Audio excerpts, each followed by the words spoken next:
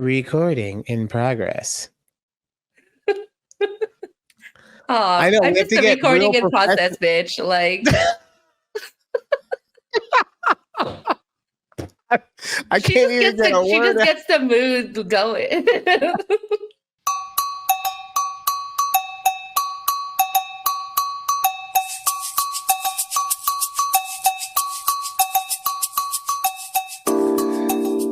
Welcome to a conversation with Judy and Ryan right here on YouTube at takeabreathpod. Check us out on TikTok where we post a bunch of clips. That's also at takeabreathpod. Interact with the show. Ooh, I almost forgot. One of my friends, Ramon, he actually asked if he could be on the show. I think he was joking, but I mean, like, bro, if you want to come on. I saw that. I didn't know if you actually knew him.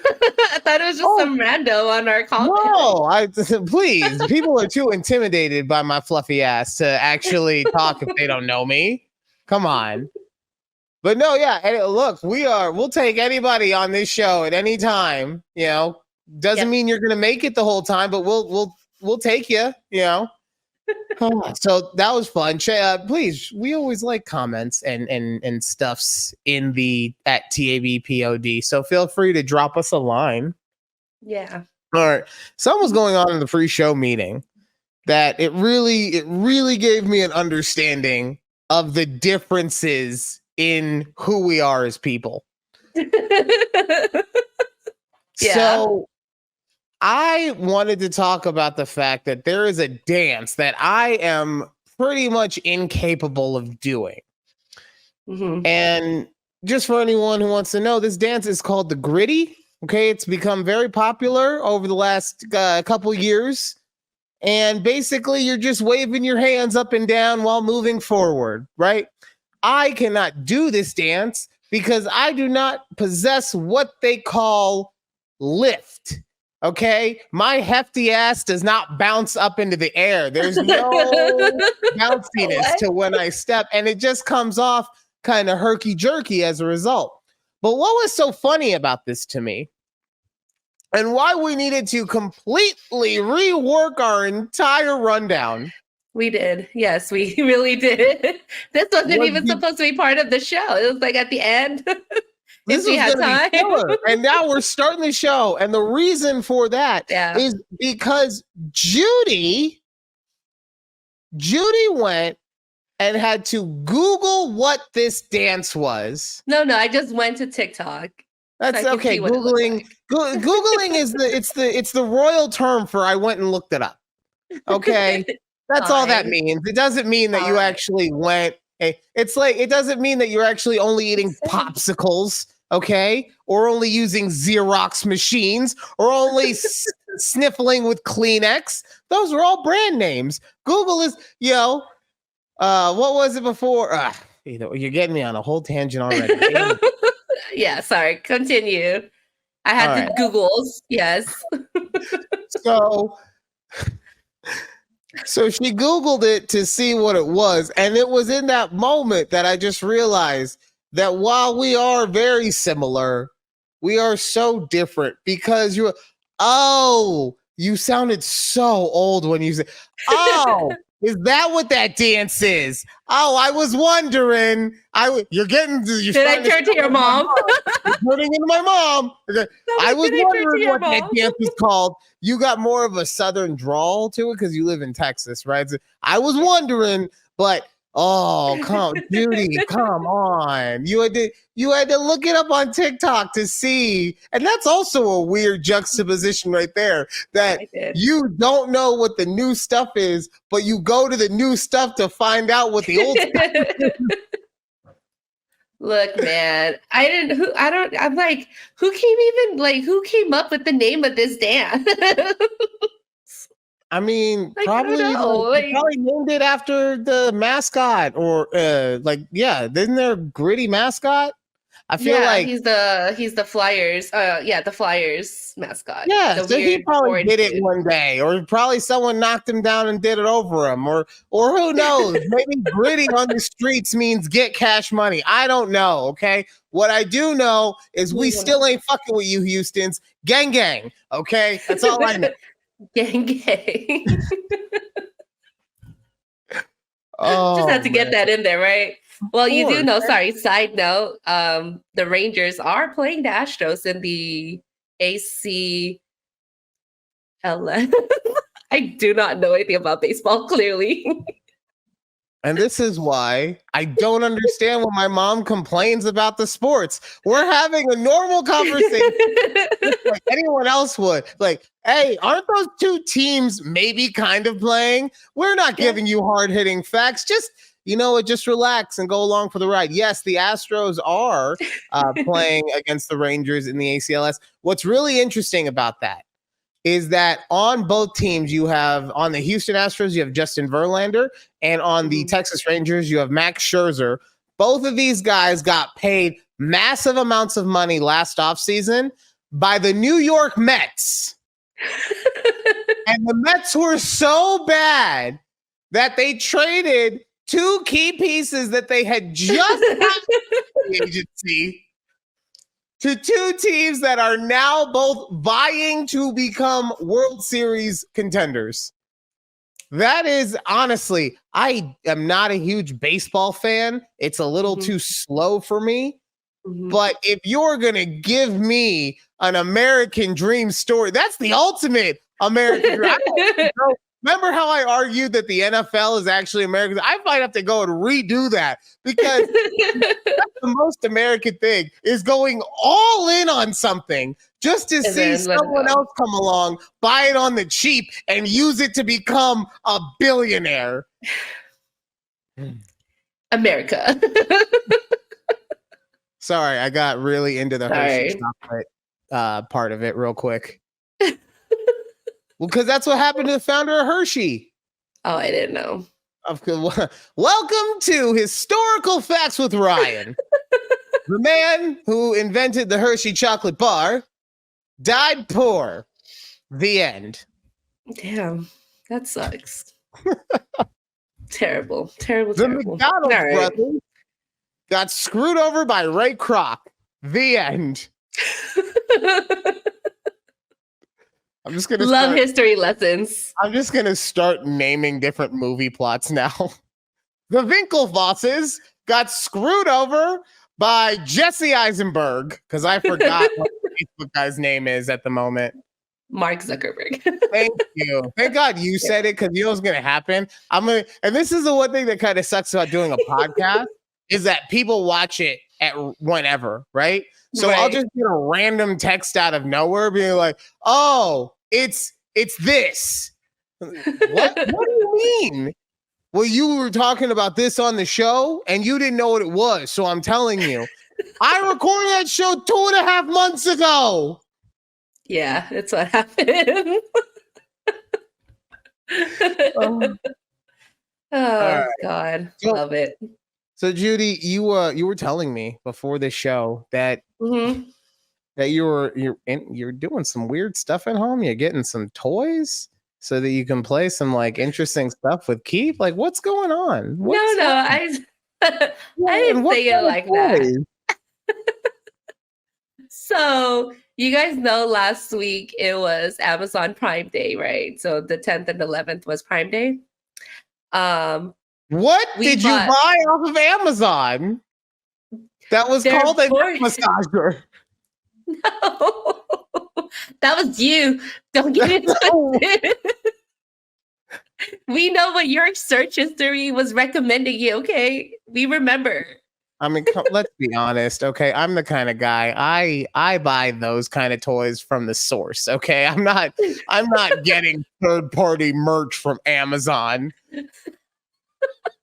I'm going straight. Okay, so what were you buying off of Amazon? Sorry, back to we bought games. So we love like board games, card games, because we like hosting and playing game nights. So we bought Pictionary because I loved the Pictionary when I was a kid. And we bought, I don't know if you've ever bought or ever played Scattergories, but we love Scattergories. And then I bought like expansion packs for my the What Do You Mean game. But anyways, regardless, like I love game nights. So I'm like wondering if you guys are also into games like that. But we realized like going down like our friends list, we're like, no, we feel like like that couple's not really into game nights like that. So it's like, I wonder, like, let me ask Ryan about this. So here's the thing. I'm weird this way, right? Because I've got that stupid introvert in me that doesn't want to do stuff with other people. Yeah, like I'm happy to have people come over sometimes, but there is a part of me. So the game night is out. Like we'll play. I also have a family, right? So we have enough people built in that I don't need to invite strangers over to the house to be able to play fucking Pictionary. Yeah, Pictionary. Adults What'd play you Pictionary. say? Mousetrap? Mousetrap. What's that? You don't know what the really? I don't. I'm literally like, I'm asking you in sincerity. Okay, I'm sorry. I'm not saying that you're not seriously asking me, but I am seriously dumbfounded by the fact that you don't know what Mousetrap is, only because it's one of those quintessential games that have been around since like the 50s. It's right there with Twister and Sorry. By the way, Monopoly? Yeah, Monopoly too. All of them, right? I was over a side note. I was over at Target over the weekend, and they now have a Twister that is a VR version, so it's a standing version. What's the point? The whole point is so that you end up having sex afterwards. You can't do that if you're standing next to the person the whole time. Anyway, Mousetrap. It's basically, you know what a Rube Goldberg machine is? No, of course not. I probably do, but I didn't know that's what it was called. Fair enough. It's a machine that has 87 different moving parts to do something very simple, right? So, like, if you're watching a video and it's making breakfast, right? So at some point it cracks an egg open, and then that pulls a string, and then that lights up. Oh, yes. Okay, yes. So when really all you need to do is just put the toast in the toaster, crack an egg, and you would have had breakfast, right? Shut up! See what everyone's getting the belt. Everyone's getting a belt. You haven't made the sound clips yet? No, because we're on a short week, okay? I'm working on it. Not everybody knows what we got going on in the background, okay? Okay, you don't gotta put me on blast, Judy, because the sound's gonna do something. I'm still working on it. Okay, you know what? That's not. That's not. That's so goals. It's not so goals. Okay. So, my bad. But Mousetrap is essentially a big Rube Goldberg machine where all these things happen so that a net can come down on a mouse, and then at that point. I used to, because I didn't play this game growing up, I just saw the commercials for it. I used to think that you would have to build the machine as like you would land on pieces and it would build the machine and then you would keep going around. And then if it fell on you, you lost, right? No, none of that.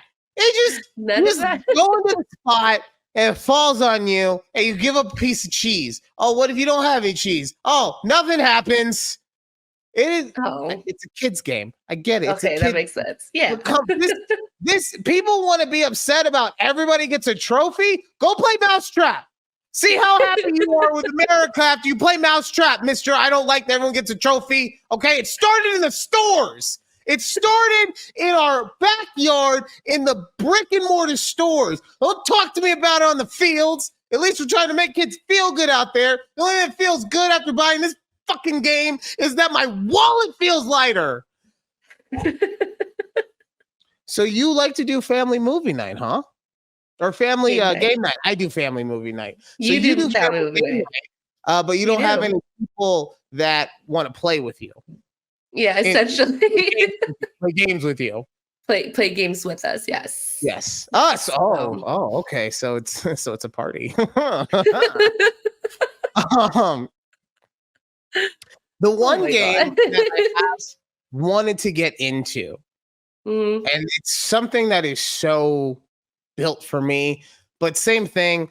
I don't know anyone who would want to be able to do it with me and be able to commit the kind of time that it takes to do it. No, I don't know anyone who would want to do it with me, not even our executive producer. Facts. Okay. So, but I'm just going to say it. Dungeons and Dragons, like, I knew you were going to say that. we watch a ton of those videos over here. Dimension 20, Critical Role, and it doesn't have to actually be a full-on regular Dungeons and Dragons thing. It can be something. It can be set in modern times. It can be set in the future. Right. It can be set in Star Wars land. But the aspect of getting to act as someone else completely and make decisions as that person. And if you have a good dungeon master, those decisions actually having a pivotal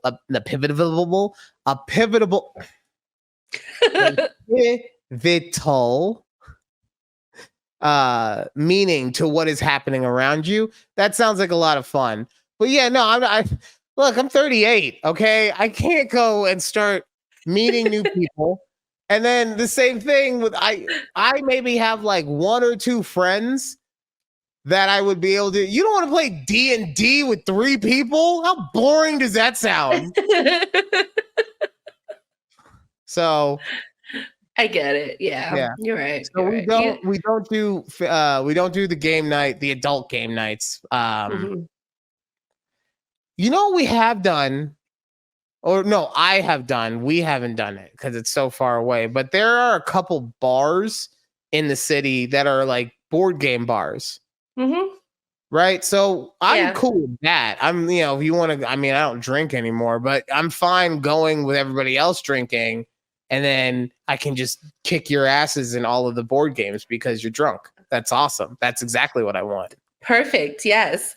We'll do that. We'll plan that next time we're out there. Oh, I doubt it. I highly doubt that the next time you're out here, you're going to make special plans to see me. Why would you say it like that? Why would you say that? Because every time you come out, you make sure that everyone else sees you except for me.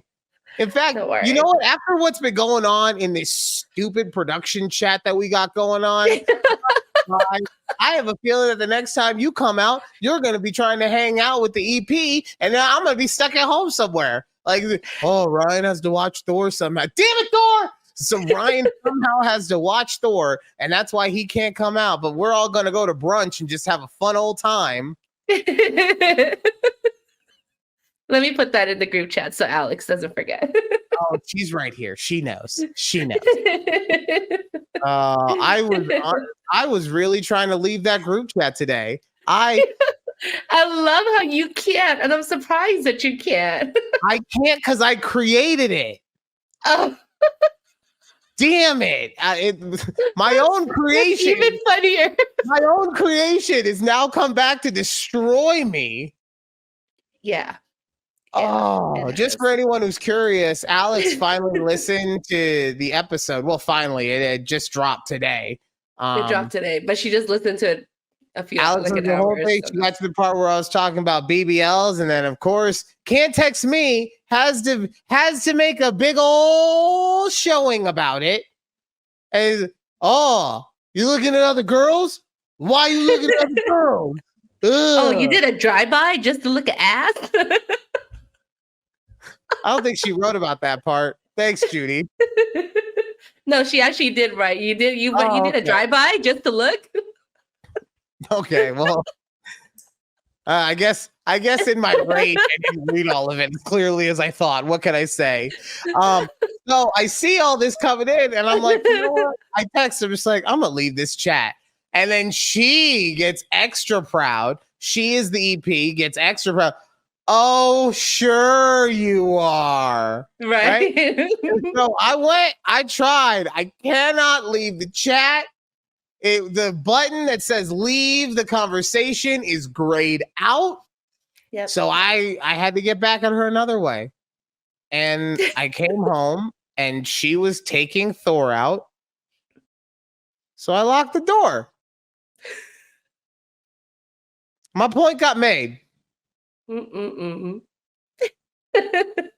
She was locked out for 13 seconds, okay? Let's not act like I had her outside in the fucking rain and cold and it was the worst moment that could have ever happened. No. At least it's not terribly hot out there.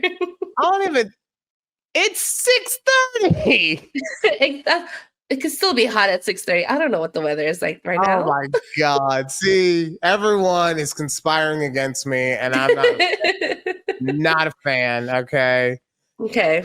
Going back to game nights. Yeah. I find it so funny that that's what you are looking to do as you get older. You know, like not I want to go because you're already going to more concerts and all that kind of stuff. By the way, one thing I did forget, you and I have to have a conversation about what you're doing to your poor husband. Okay. Okay. We have to. In fact, we're going to do that right now. I can't wait. You made him go to the Taylor Swift movie. I did make him go. Oh, come on, Judy. Because here's the thing with that. He loved it. Pause. Okay. Pause. So I'm not saying that it's bad or any of that stuff. What I am saying is if anyone out there doesn't know, this movie is 3 hours long. It's trying to go head to head with Oppenheimer for longest movie of the decade, apparently. And it's a concert. So it's not like it's even Taylor Swift pretending to do stuff. She's just singing her songs the whole time. It's her concert, yes. And is Keith a big Swiftie? No, I wouldn't call him a big Swiftie, but he listens what? to You're right. I wouldn't call him a Swiftie either. You want to know how I know? Because as we were talking the other day, he told me. He said after the third song, they all just melted together. Great husband. Terrible decision. Oh. The whole thing, let me just say, I didn't think we were going to bring this up, but it was like a whole thing. There were like these girls going crazy at the movie theater. And it was fun though. Like, you know, but there's like this guy, I was like running up and down like the aisles and he's like hyping everybody up. I was like, damn, this is pretty fun. But the funniest thing is he like at the end of the movie, he's like, well, I guess we don't have to go to the concert now that we've seen it. I go, how dare you? We're still going next year. Don't forget. Oh yeah. He sounds like a huge fan. He sounds like so girl. Okay. Friend to friend. This isn't me doing the thing where like I was saying that you're a shitty person because you don't know what video game he's playing, which by the way, don't forget what's coming out this Friday. So, you know, it's already come in the Amazons. Oh, okay. So it's already been pre-ordered. But what I will say is, and I'm sure that you are, right?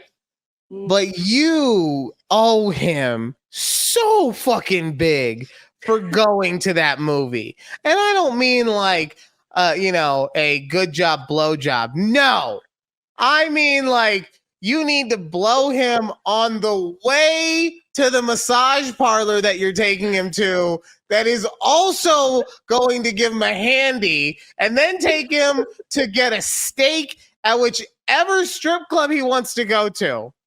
That's what I'm saying needs to happen. Because this is just, it's borderline taking advantage. Okay? Borderline.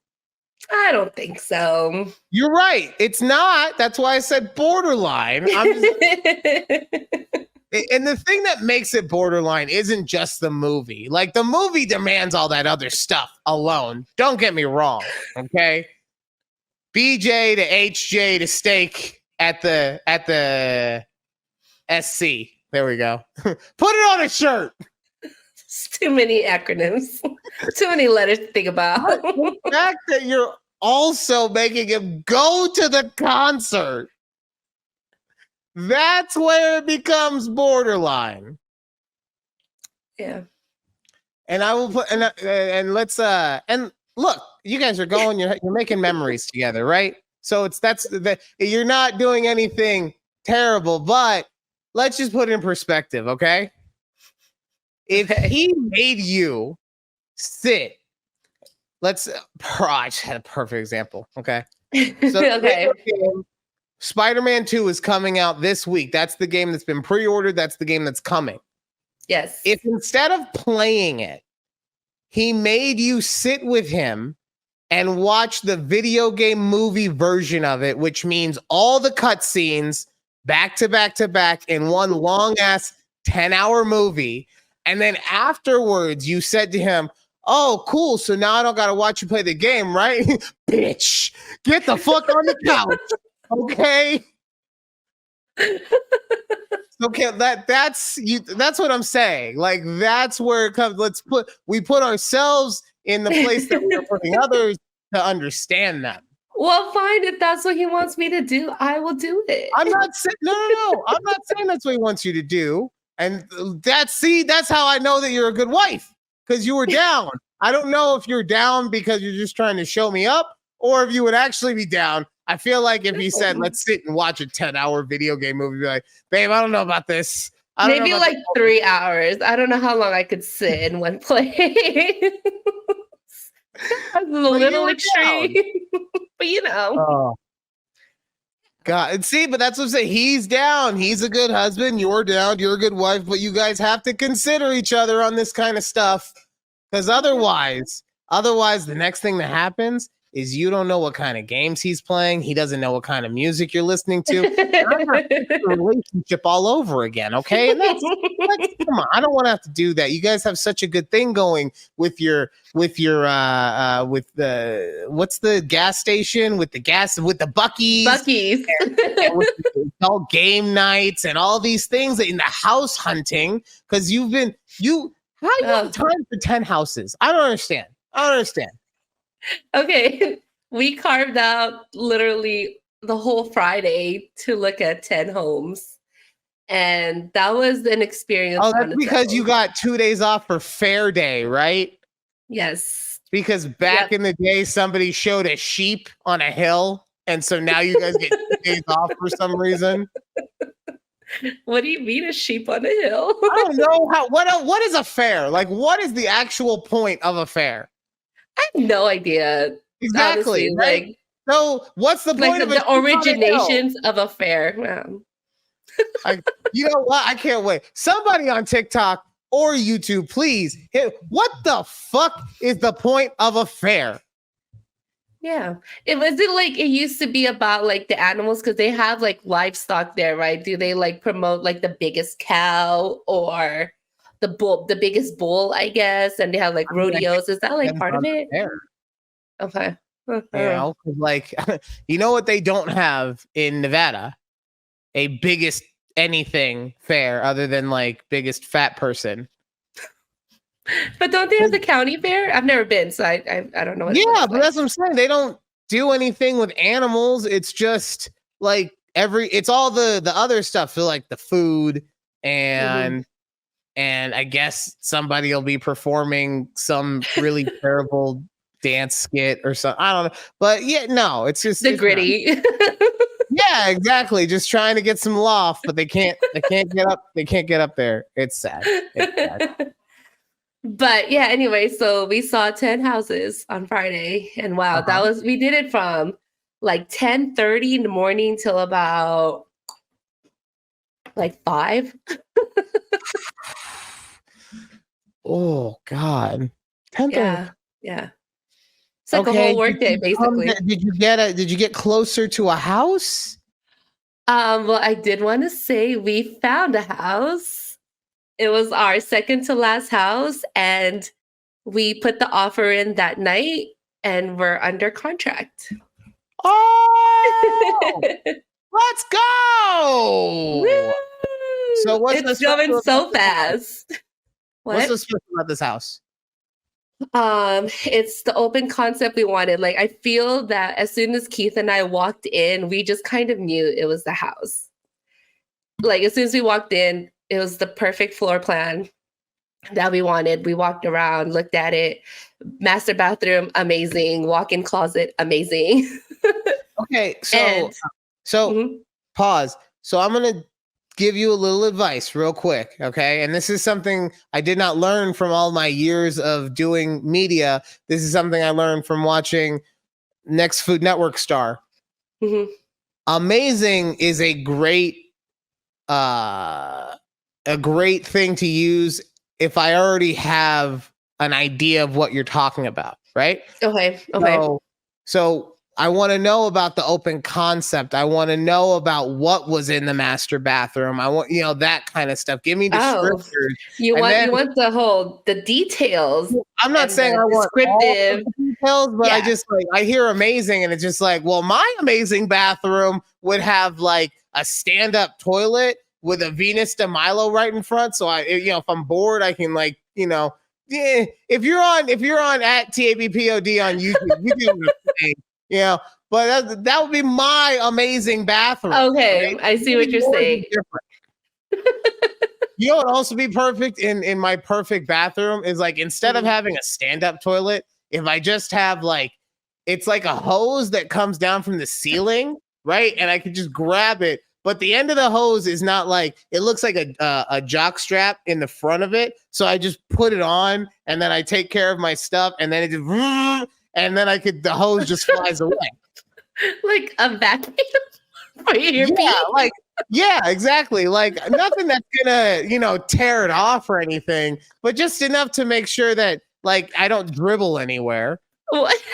But since it's on a hose, right? It's mobile. I can walk around the bathroom. Oh my God. No. And go and pee at the same time. You have so much extra time when, like Travis Kelce, you do two things at once. Oh my God. Okay. So anyway, sorry. Travis is on every other commercial, so he's really on my mind lately. So very much what was so amazing about all of these things? Okay, so a lot of the other houses we've seen have not had this open concept that we've been looking for. A lot of them have, a lot of walls that kind of section off each place, right? You have a little living room, you have a separate dining room, your kitchen, and then you have a family room. Everything was very I keep trying to say the word, but it's I can't say it. Was compartmental. Compartmental. There you go. Can't say it. What the hell? Okay. Look, I couldn't say what pivot or whatever. Pivot. There was a word earlier in this show that it took me. Pivotal. Pivotal. See, and you the pivotal. Yeah, great. Let's keep going. Okay. Yeah. So we walk in, and the first thing that you notice, it's very natural light, amazing, big ass window. That's what I wanted. And it just feels very airy. So we walk in, there's a separate office to your right, which we'll be podcasting in the future soon. And then 2 bedrooms to your left, and you keep going down the hall and you see the kitchen and the living room. Now, the best thing about the living room is that it's on the corner where it has 3 big windows. So right now it was staged. Oh, sorry, it wasn't staged. There's people that live there. So the way they have it is I love how they had their layout. Out. Yeah, they have a month. Queen is moving in. They have a month, okay? But it's just, so they already have all the wall mounts for the TVs. I can't wait for our TV to be mounted on the wall. It's not, your TV is mounted now? No. Why not? Because we didn't pay for anybody to mount it. You guys. Yeah, it's not mounted. That just makes me sad. It's so easy. It's so easy to do. Anyway, I'm not trying to beat you guys up. Okay. I'm not trying to do it. Just saying. It's all right. We'll have our TV mounted in the new house. I do feel like if Keith wasn't in a relationship, that he would have figured out a way to do it. But that's just something. I don't know. We could have, but we don't want to do it to our rental. I like to say crazy things. What can I say? Anyway, so you're moving into a new house. Yeah. So now that you're quote unquote under contract, what does that mean? Yep. So that means we're under contract and we have a closing date. So the contract period right now is we have this week where we had to put an earnest money down, which was 10% of the sale total, and like $300 for the option fee. So the option fee is basically like your holding fee that you're, taking this house off the market and the seller can't give it to anybody else. It's like our agreement that you are buying this house, and we're holding it for you while you do all the inspections that's needed, all the appraisals, what have you. And all of this money, so your earnest money and your option fee, go toward your closing cost, but if let's say we had, today we had our inspection done on the house. If the inspector comes back and says this house is shit, you sure you guys want to move forward with it? And we're like, no, we back out. We get the earnest money back that we put down, but the sellers keep that option fee because that's basically their fee for holding, taking off the market. Now they have to put it back. So the way that I understand that part, if you're a renter, that's kind of like your application fee, right? So you're using that and it's gone no matter what. Maybe you get to use it towards your first month, but it's gone no matter what. Yeah, that sucks. Okay, so, and then okay, so you've paid all the money. Paid some money up front. Mm-hmm. What are the things that could go wrong from here? So we already had our inspection, and inspection went great. It's it was maybe a 5-10 minute rundown of things that were minor things and there was nothing, any big issues, but they're just little minor things on the door, things like that. Honestly, after this, we have one more inspection, but it's not really an inspection, is the appraisal. So basically an appraiser goes to the house saying, they'll make notes and they'll say either this house is worth what you're getting it for, or this house is worth less than what you're paying for, or it's worth more than what you're paying for. If it's worth more, we don't really care. Great, that's great on us that it's, worth more than what we're paying for. But the only issue is if it's less, if it comes back less than what we're paying for, then we have to make up that difference. So let's say the house is $300,000 and the inspector comes back and says the house is really only worth $280,000. You have to make we have to make up that difference of the $20K because they would only loan us the money for $280,000, not how much it's worth. I get that. Yeah, so that would only be not that we're seeing that's going to be an issue but that would probably be the only issue I can foresee within now and the next month. Okay. Other than that, just making sure. So it's very important. All your paperwork are signed, dated. All of this is very important. Make sure you get it done in a timely manner, or else things get waived and you get late fees for things. And it's just damn, you're just trying to fee us for everything. So I tell Keith, I was oh, did you see this email that came from, the title people? Make sure you do it. Yeah, okay. Well, speaking of, have you guys gotten your, because this is my thing, your homeowner's insurance taken care of yet? We're working on that this week because we need it by the end of Friday. Yeah. Don't just go with whatever the mortgage company or the realtor have, because normally those are, now sometimes they're fine, but normally they're way overpriced. And especially when, we always hear about bundling, right? Well, the biggest bundle you can get with most companies is your homeowner's insurance with your autos. So maybe you end up paying an extra, let's say $50 a year for your homeowner's insurance, but you end up saving $300 every 6 months. So $600 a year on your auto policies. Right. So make sure you're putting all that stuff into comparison when you are pricing it all out. We are. And that's another thing with that is when you're getting and I'm about to hit the gong, I don't care. People need to know this. They should know this. When you're getting your homeowner's insurance, okay? We are not insuring the land, okay? If we were going to insure the land, that'd be an entirely different type of insurance. We are insuring the home from the foundation up. So if your sell price is, let's say, $500,000, then the actual price of your insurance coverage, I should say, is going to be around $350,000 to $400,000. That's just how it works. So stop telling your insurance carrier that you have to have your insurance needs to be higher because the sale price of your house. That's not how it works. All right. That's going to do it for a conversation with Judy and Ryan. Good to know. Good to know, though. Part one. Hour one. How many different ones? We the ones. Coming up in the next half, we're renaming that in Unarguable because that was a fucking stupid name. I admit that. That was my bad. So we're renaming that. And we will also be talking about what happened in the world of football last weekend as well.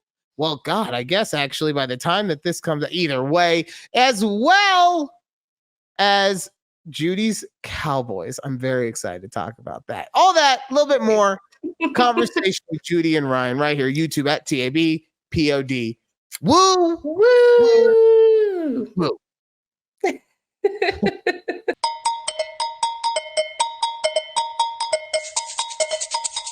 We're a real professional team here at A Conversation with Judy and Ryan. Welcome back to the show. Please make sure that you are following, sharing, liking, and subscribing to anything that we tell you to, because you love us and this is an abusive relationship. At POD on YouTube and at TikTok. If you're listening on audio platforms, just A Conversation with Judy and Ryan, and you'll find us.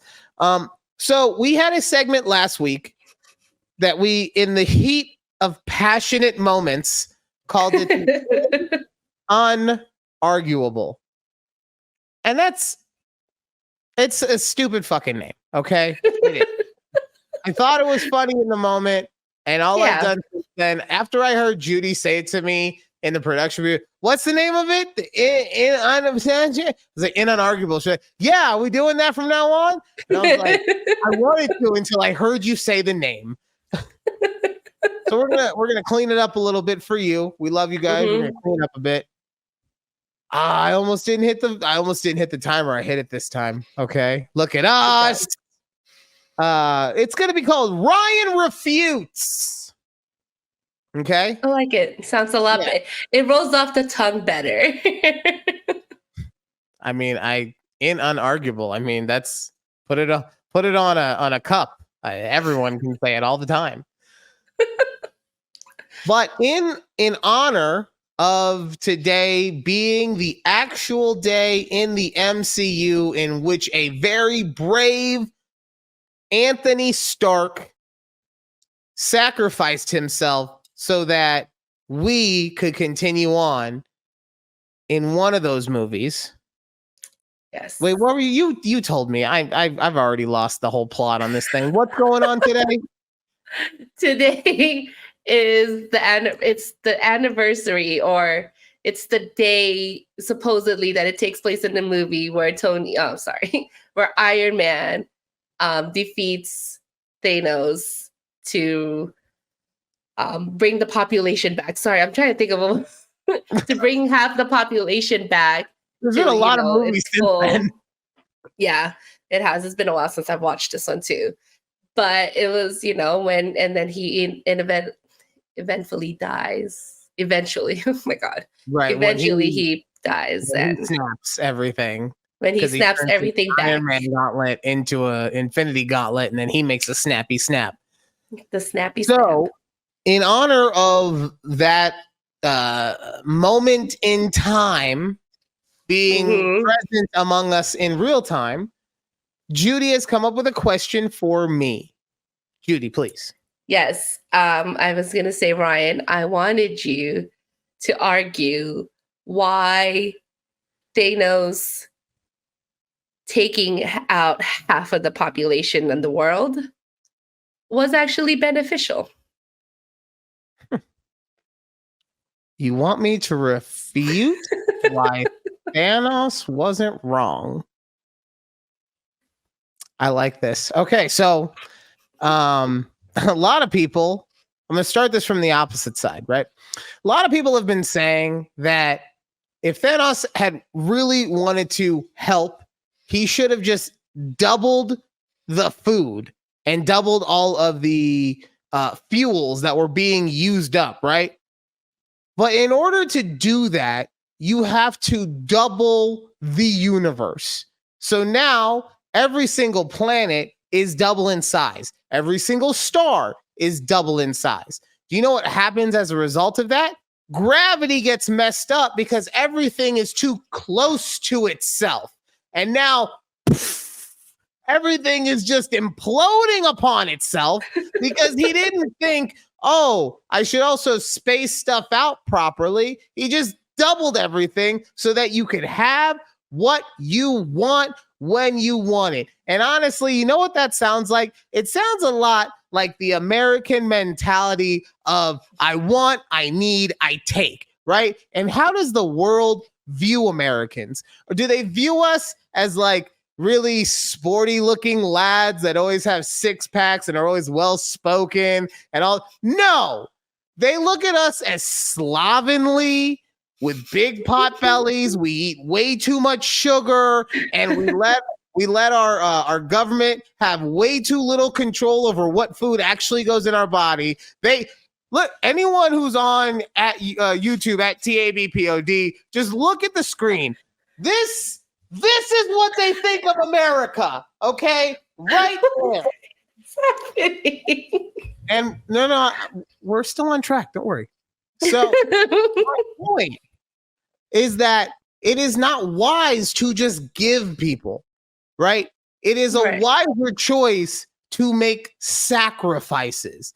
And through those sacrifices of losing half of the population, one, you're not destroying the entire civilization of everything because, like I said, physics, all of the planets implode on each other. Second, because you have had such a massive detrimental moment in the history of civilization, now everybody understands how important it is to cherish all of these things that as of this time, we are frivolously using. Eating too much, using too much gas, all of these things that are at some point going to make it so that the world, and in this case, the universe, is unsustainable. But if we have pain that makes us remember why these things are important, perhaps the pain of losing half of your loved ones, you might actually take it into consideration the next time you're like, I'm kind of full, but you know what? Fuck it. I'm going to eat that extra burger. Yeah. Think about the fact that your mom could still be here if you put the fucking burger down. And it is for that reason, and that reason, along with all of the litany of other reasons that I have given, that I refute Tony Stark and his snapping. And Thanos was right. Thank you.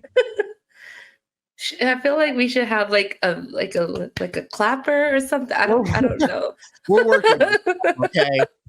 Like when you end it, like, okay, a little clap here. Like there's it's like there's an acting thing where this guy, he interviews every famous actor and like gets inside their head, and it's inside, I think, Matt, I don't know, but that's how they clap. It's just at the beginning and end. I love it. That was fun. I got worked up on that one. That was fun. You did. You know what's awesome is that these moments allow me to live one of my dreams, and that is because I don't want to be a lawyer, but I would like to be a movie lawyer. I see, yeah. Right? Because in actual courtrooms, it is so boring. They are just reading off of pages. And look, it's not their job to be entertaining. It is their job to make sure that the law is either upheld or fucked with, depending on what side of that you are. Right? Yeah. But in movies, there is so much like, did you tell him to do the code red? I want the truth. I want it now. You can't handle the truth. Like, the closest we've ever gotten to that was the O.J. Simpson trial, where Johnny Cochran's like, well, if the glove don't fit, you must have quit. Right? That's the closest we've ever gotten. But we yearn for it so much. We have just pick any decade in fucking at least American television history, right? There's Matlock, there's Perry Mason, there's Law and Order, there is Suits. Suits is all over Netflix right now. We want to see the arguments, people. We want that. We need it and we crave it. And so that's so this lets me do that. So you want to be an actor in playing a lawyer? No. Oh. I want to be a lawyer, but the type of lawyer that you see in a movie. Oh, okay. I see what you're saying. Right? So, yeah, I don't want to be a real lawyer, but if I was going to be one, I would want to be the one that's like, yeah, doing all the stuff you're not allowed to do, yelling at the witness, because then the bail's like, yo, badgering. What the hell? I don't know why I said bailiff. It'd be funny if the bailiff out of nowhere was just like, yo, this court's out of order. Yeah. Oh, speaking of, though, the government found me and I have jury duty now. Yeah. Oh. Yeah. The government found me after I signed all those papers for that loan. The gag is I got my jury summons on my birthday. Oh, they knew what they were doing. Yep. Oh, that man. letter came right in. I was like, damn. So are you 3 years living here, and this is what's going to determine how much of a grown-up you are. Are you going to show up or are you going to ignore it? No, I'm going to show up. I get free time off, so I'm like, all right, I'm just gonna put my 8 hours in for jury duty. But listen to this. So the last time I got jury duty was when I lived out in Las Vegas. So there, I remember I would have to call the night before or whatever date they tell you, and they'll let you know, the automated person will tell you like if you have to report to court or not. Right? It's still the same way. Yeah. Oh yeah. The EP got called in a couple months ago. Same thing.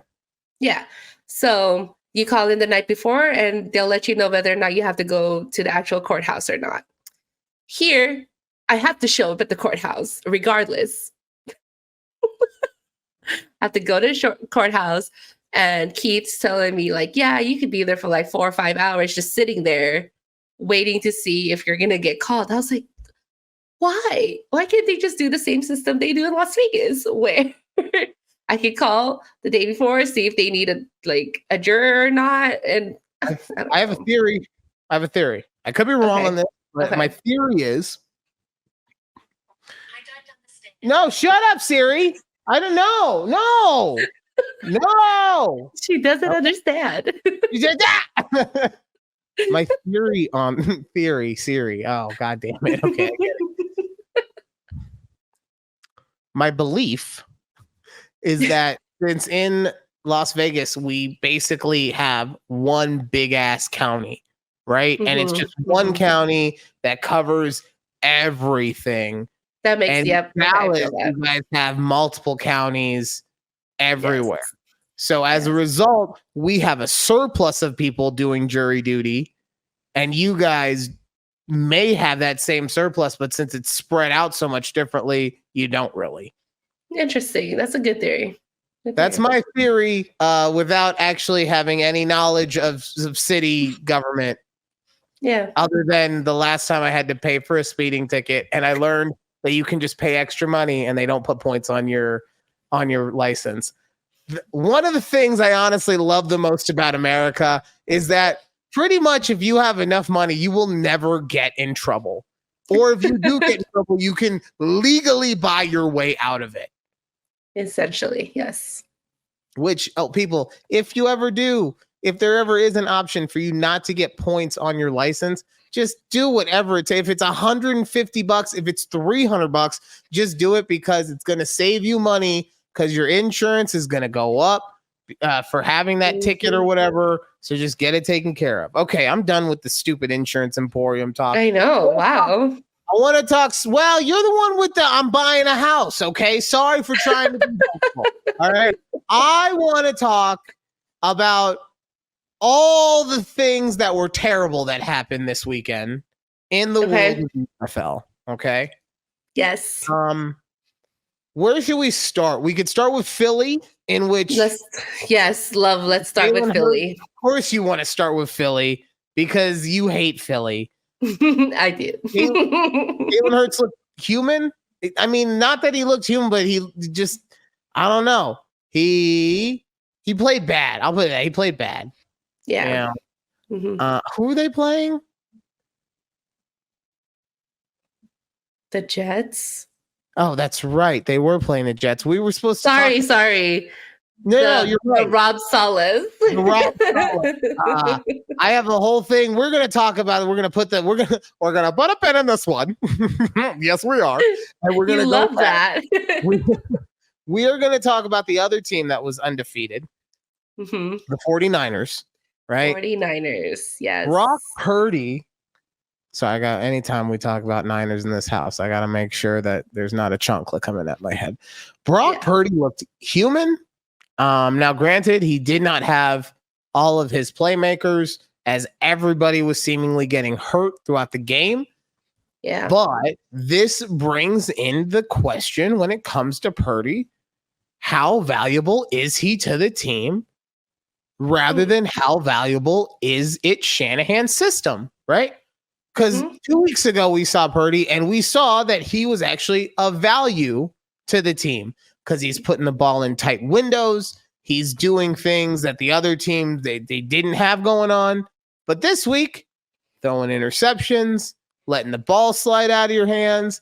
You don't have all your weapons, so the windows are that much smaller than they normally would be. And it seems like, I don't know, maybe he's not this great white hope that we all thought he could be. Maybe he's not the next Tom Brady. Maybe he is. But the thing, and I will let you go after this, the thing that I find the most interesting is just that people are saying that Montana and Brady are his ceiling, right? And that's fair after what we've seen.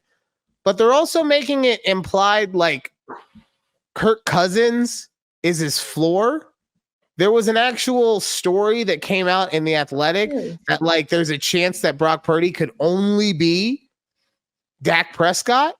And so he could only, like, his floor is a guy that wins 12 games a season, can put up a ton of points when there's nothing else around him going on, and will get 12 years out of he'll get about 10 to 12 years of contracts and make $200-300 million.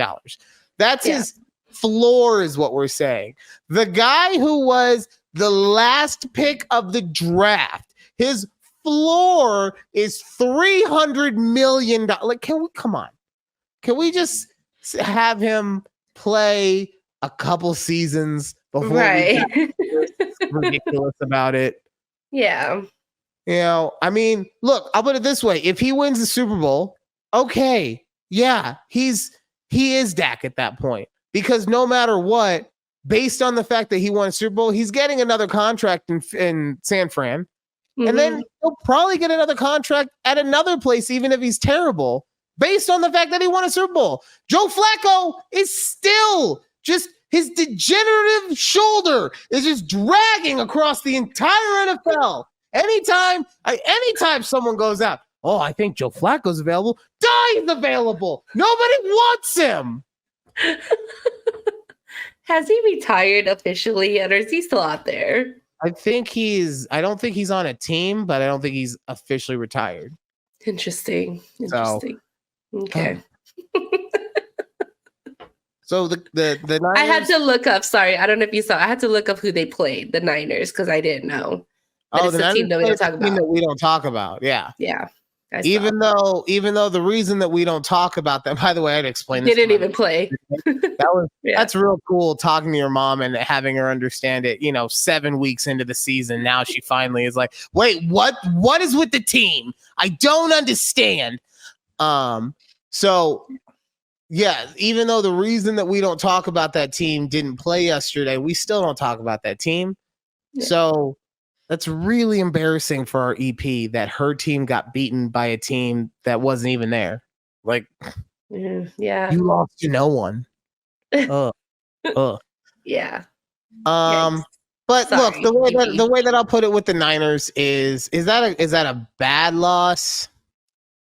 Yes and no. Like, I'll put it this way. In my opinion, the Chiefs' loss to the Colts last year was a worse loss than what we saw happen to the Niners this year.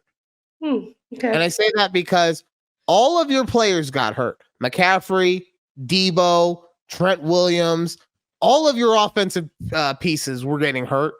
So, in my opinion, it's a worse. The Chiefs losing last year worse than this year, and they went on to win the Super Bowl. So we'll see what happens.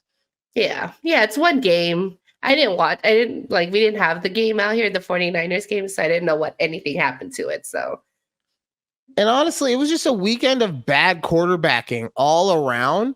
Like a bunch of NFL players. And then you had Caleb Williams playing like trash at USC, and Shador lost to Stanford. How you let Stanford come back 29 points down and to beat you? Oh, yikes! I didn't even see that. This was my game of the week last night. Mm-hmm. Monday Night Football, Cowboys, Chargers. It was my game of the week. I want to hear what you have to say about it real quick, and I'm going to tell you all the lovely things that I took from it. Okay. Well, I don't do I feel good about the win? Yeah, of course. Like, I'm glad we won. But I just feel that it still wasn't a game was like, yeah, you know what? We're back on track type thing. Like, I'm glad we won. Now we're going to a bye. I don't know if they're going to fix things. Who knows? Like, yeah, it was great to see Dak run a little bit, but my God, boy, this man is like, I don't know if it's just me, but he look a little slow running. Okay, I'm going to have him back on that one. His ankle got ripped off 2 years ago. I know. I get it. Flopping on the field. Yes. I get that. I do. But my God, what was that? Maybe a 10-yard run. And I'm like, okay, Dak. Yay. You made it. That's all that matters.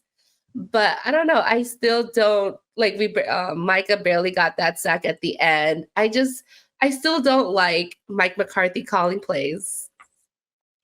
I don't like him. I don't like second marriage Mike. And I don't think I ever liked him, honestly.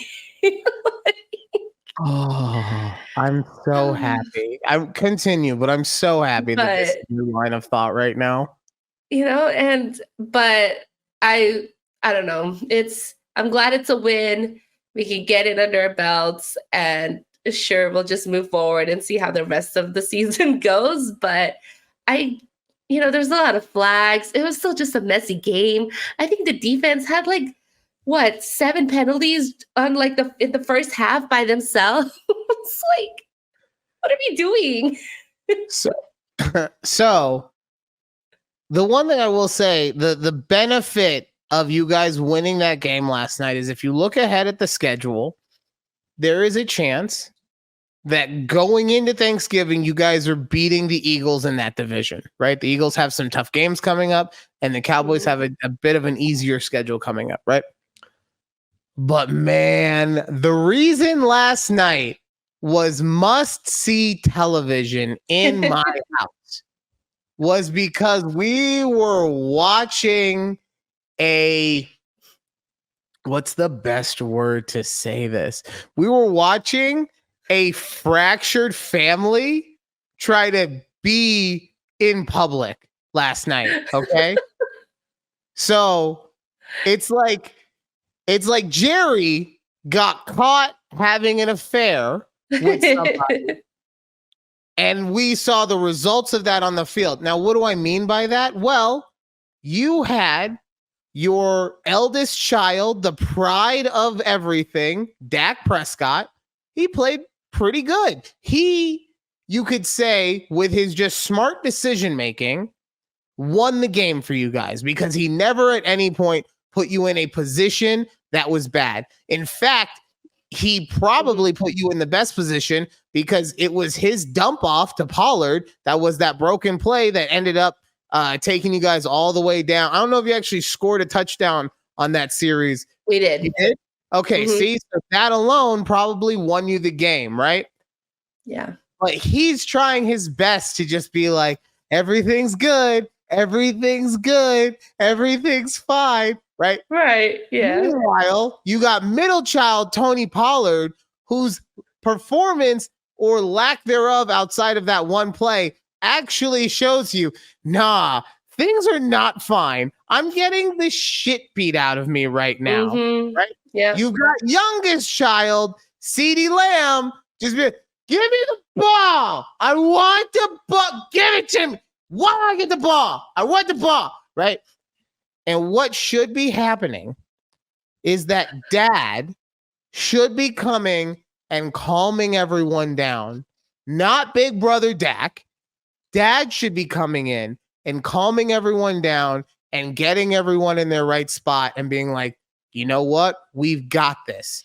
Instead, we had second marriage Mike causing a scene.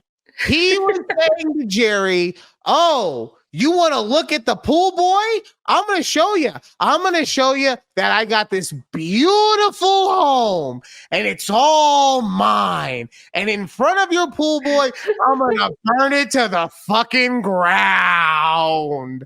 Right? He was that angry husband in this case that is out in public, that's pissed off at his significant other. So he paused in the scene. It was supposed to be a really nice night. And instead of a night where we get to say, oh yeah, Dak did great as just being a leader of the team and this team was persevering and everything. No, Mike wanted to do things his way and we're going to do things the way that I want because I'm the husband and with my house. And if I want to burn it down, I'm gonna burn it down.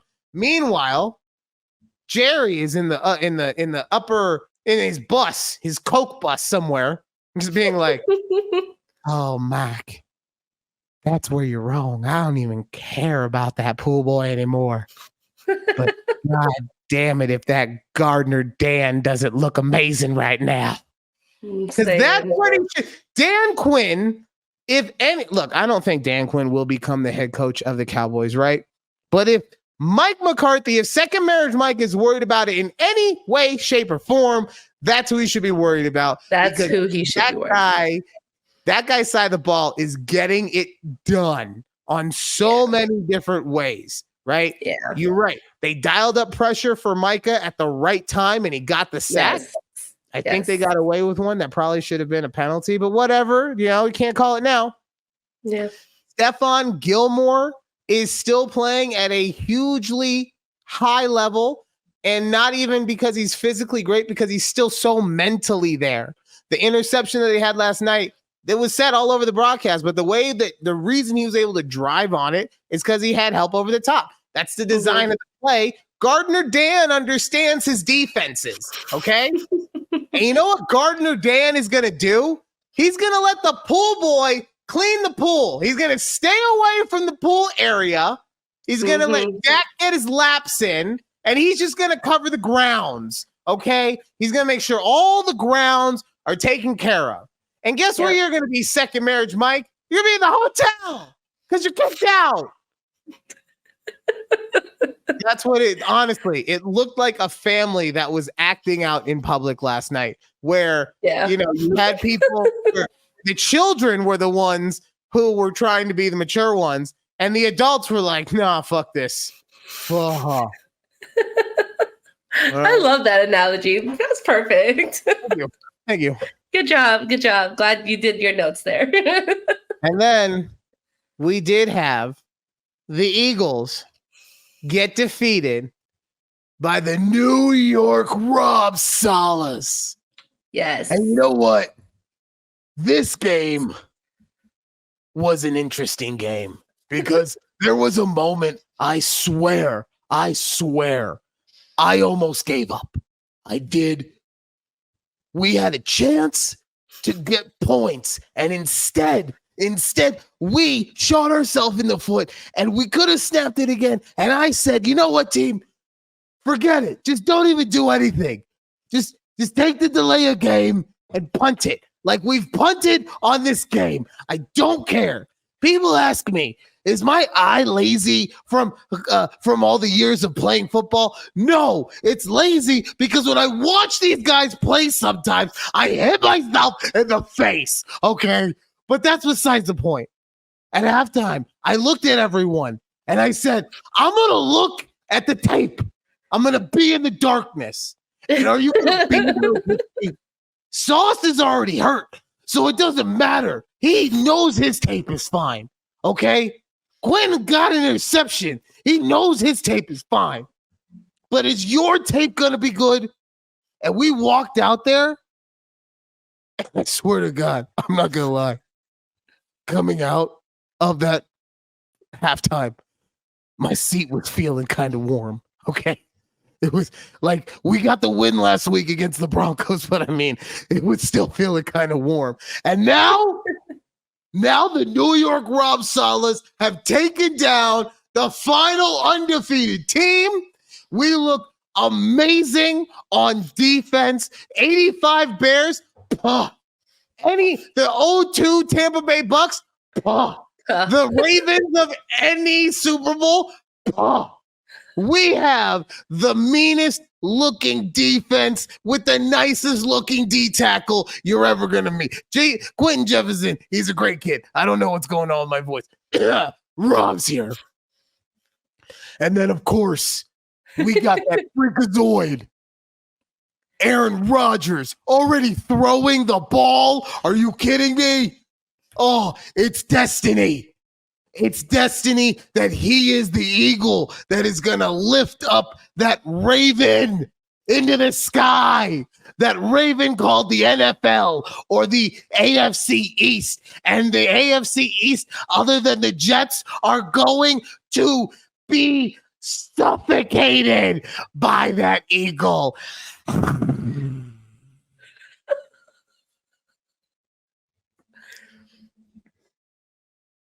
mean, I love our weekly calls, our weekly chats with Rob Saleh. Word of the things that I put. I was watching that game. I was taking notes. They had three. I mean, Jalen Hurts, he looked bad. 3 interceptions. Like, what are you going to do? Yeah. You can't do it. You can't really overcome that. I think a big part of that went under the radar, not in the game, but just as far as news outlets go, probably because he's fine. I don't know. But I think Lane Johnson going out, being the stalwart of that side, because I do believe he's the left tackle, I think that messed with his timing. I think that messed with Jalen a lot. Mm-hmm. And him not having one of, if not the best left tackles in the game, or right tackle, whatever, him not having Lane Johnson. Yeah. Bad times, okay? And I think that messed up his timing, and I think he got happy-footed as a result. And the other thing is, though, I genuinely think he's going to clean that stuff up. You know? Yeah. It was a bad weekend for quarterbacks in football, like I said. But yeah. I'm trying to think. Was there anything else? Oh, I still, the one thing I will say, because I just love any chance I can. Russell Wilson is already being talked about as they are going to try and trade him this offseason, right? Oh, okay. After they just happens, paid him this money. That's my point. If they trade him, they're going to be trading him on the first year that contract that they signed him to kicks in. It doesn't even kick in. He's been on the team 2 years. The extension doesn't kick in until next year, and they're thinking about getting rid of him. Ooh, that's good. How many first round picks are they going to have to send with Russ in order to get people to take him? Because it took 3 to get him. You're gonna have to give up 4? Ugh. Sucks. We know you don't like Russell. He's not. Nope. You know, suffer. Russell. Wow. You know, I heard that there's other people who are not your cup of tea at your job. We got some more Workplace Chronicles going on. Ooh, yes. Is it time for Workplace Chronicles with Judy? I was telling Ryan in the pre-show that I wish I had a cool name for my job like he does for Insurance Emporium. So we'll circle back on that maybe during our... Okay, real quick. What kind of office, like what is the purpose of the office? Like what do they sell? We don't sell it. So it's a healthcare. It's a healthcare company. We don't sell anything. People just give us money for nothing. Essentially. Okay. We know how the system works. It's a healthcare company, but I remember at some point you were talking about like people were complaining about an apartment complex that they live in.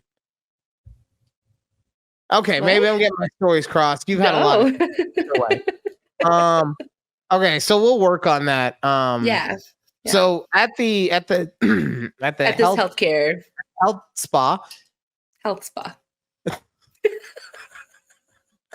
that what you said?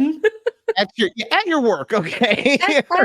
Judy's Workplace Chronicles is what we're just gonna call this. Either way. Okay. All right, guys. Last week I was helping a recruiter. She's not a new recruiter. She's a seasoned recruiter. I've been working with her for at least a year. In helping her schedule interviews with my bosses.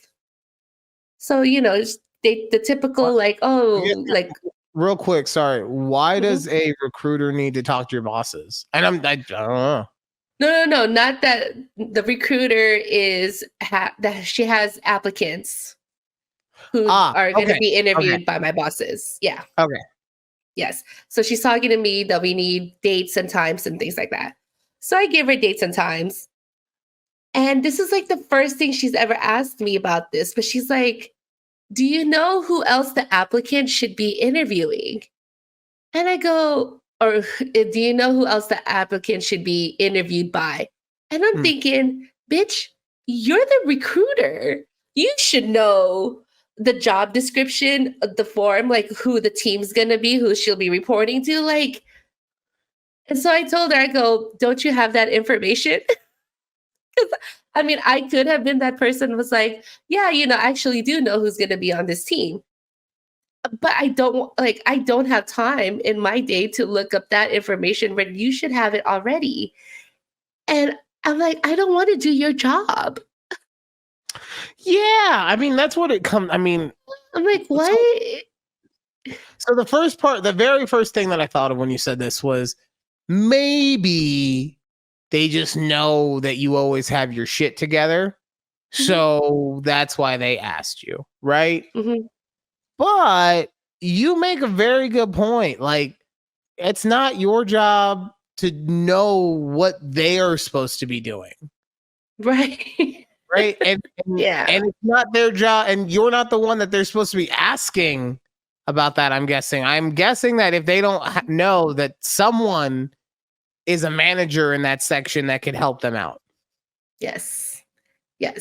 Which is why, like, they have a manager. She knows who the interviewee will be reporting to, right? Like, she could go to that manager and be like, who else on your team do you want to, you want to get interviewed by, like, interview this candidate.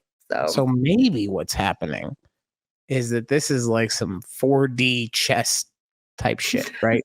Uh-huh. Where they're asking you so that they can see, like, you're being recruited by the recruiter, and they're taking your answers and seeing if that's what they would want, right?